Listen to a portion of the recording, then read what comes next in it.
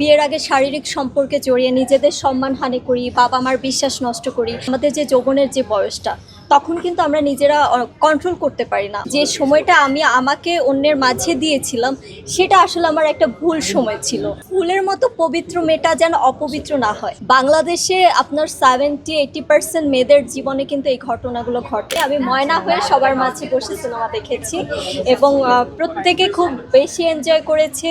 আমি যেখানে হেসেছি তারাও হেসেছে। মানে আমি অ্যাক্টিং নিয়ে যেই গেমটা খেলেছি, সেটা আমি আসলে আমার মনে হয় যে অনেকখানি পেরেছি, যেহেতু সবাই অনেকে আমার প্রশংসা করেছে এবং বলল যে আমরা ইন্ডাস্ট্রিতে আরও একজন ভালো অভিনেত্রী পেলাম। তো এটা আমার জন্য বড় একটা অ্যাচিভমেন্ট। যখন আপনি শুটিং করলেন তখন তো আসলে অনেক লটে করলেন, এক একদিন এক একটা শুটিং হয়েছে। যখন কম্পাইল করে একদম পর্দায় আপনি দেখলেন, আপনার কি মনে হয়েছে যে আপনি আরো কিছু টাকায় ডেভেলপ করতে পারতেন?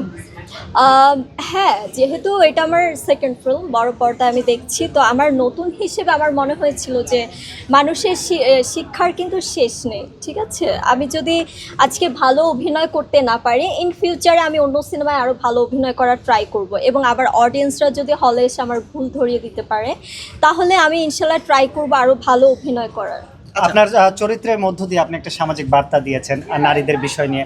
আসলে এই ধরনের চলচ্চিত্র কতটা প্রয়োজন এবং আপনার এই ময়না আসলে কতটা ইম্প্যাক্ট ফেলবে দর্শকদের উপর? আমার মনে হয় যে আসলেই দরকার ময়না ক্যারেক্টারটা নিয়ে ভাবার একটা বিষয়, কারণ কোটি মানুষের আস্থার ভালোবাসায় 11 বারের মতো দেশের 1 নম্বর রেফ্রিজারেটর ব্র্যান্ড ওয়ালটন।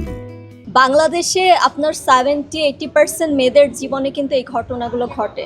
আমরা কিন্তু বলতে গেলে যে আমাদের যে যৌবনের যে বয়সটা, তখন কিন্তু আমরা নিজেরা কন্ট্রোল করতে পারি না। অনেক সময় অনেক মায়ার জালে জড়িয়ে অনেকভাবে বিয়ের আগে শারীরিক সম্পর্কে জড়িয়ে নিজেদের সম্মানহানি করি, বাবা মার বিশ্বাস নষ্ট করি। কিন্তু বয়সের একটা সময় আমি ফিল করি যে আমি যে সময়টায় প্রেম করেছিলাম, যে সময়টা আমি আমাকে অন্যের মাঝে দিয়েছিলাম, সেটা আসলে আমার একটা ভুল সময় ছিল।